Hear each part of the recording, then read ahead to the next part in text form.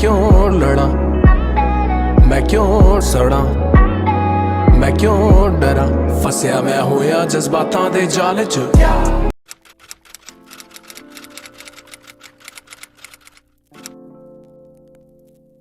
Hello, long time but I am here. So इस video में हम दो चीज़ों के बारे में बात करेंगे। First, that is week recap, and second, how I can say that fear of not getting success is motivation. दूंगा मेरे पाप दा वे कड़ा, शैतान नाल यारी, रब नाल वैर वे ते वैरियां दी खैर नी, याद ओ दोपहर भी। अगर आपने मेरी पिछली वीडियो देखी है तो आपको पता होगा हाउ आई प्लान मंथ। सो ये उस प्लान के हिसाब से एक 8 आवर मिड रेंज वीक था, जिसमें in total I had to study 56 hours. इस वीक मैंने पढ़े 51 hours, not according to the plan, but this happened because there came a unplanned rest day, because on that day I was not feeling well. इस screenshot में इतने मुरझाए हुए पौधे इसलिए हैं कि ड्यूरिंग माई स्टडी सेशंस कई बार कुछ ना कुछ काम आ जाते हैं और मैं जानता हूँ मुझे वीडियोस बनानी होती, so I want to keep it real. Targets की बात करें तो अराउंड 80% ही कंप्लीट हुए। I have to compensate this in next coming week, जो कि मैं अवश्य करूँगा। जेड़े औखे वेले नाल सी भुला चुका हुई मेरे तो मैं मंगा माफी, कमजोर नहीं मैं फोकियां भी मारी, हो गया मैं वड्डा हुण लेना जिम्मेदारी। ये चीज़ मैंने कुछ दिनों पहले ही रियलाइज़ करी। सो मैं इतने वक्त से वीडियो इसलिए नहीं डाल पा रहा था because I lost consistency in studies. If I can give reason for this, it would be a bahana, an excuse. So, there was a wedding in my family. 15 days before this occasion, I stopped studying. Reason being the destination and different ceremonies that take place before a wedding.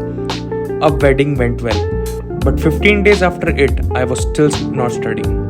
मैं मस्त phone चला रहा था और phone भी 8-10 घंटे के लिए, watching Netflix, Prime and just wasting time.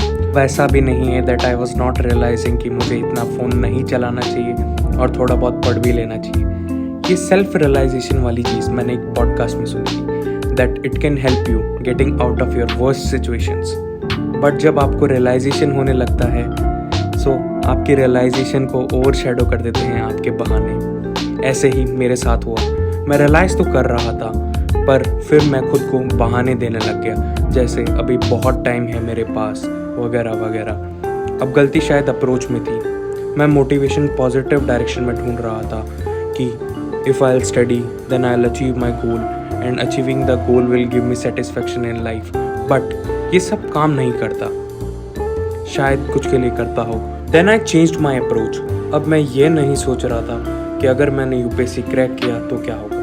अब मैं सोच रहा था अगर नहीं किया तो क्या होगा। अब मैं सक्सेस स्टोरीज नहीं देख रहा था, अब मैं देख रहा था well fought stories. Well fought stories, हाँ, इन्हें हम फेलियर स्टोरीज नहीं कह सकते। ये स्टोरीज से मुझे पता लग रहा था that how much effort and sacrifice they made, but unfortunately they were not able to crack this. This made me sad, made me think that am I devoting enough? Am I devoting my sincere efforts to it? Clear answer to this was no. This developed fear in me, fear of not getting success. But after all this, I started studying. It happened gradually. Current status is that I am studying more efficiently, devoting more time than ever before. I am more passionate and more productive now. I still sometimes watch shows and movies, but not like that. At last, I would like to add that आप अपने fear of failure को motivation ज़रूर बनाएं, लेकिन failure के बारे में सोच के उसे अपना डिप्रेशन का कारण ना बनाएं। Hope you like the video. This is Nadi TJ. Piece.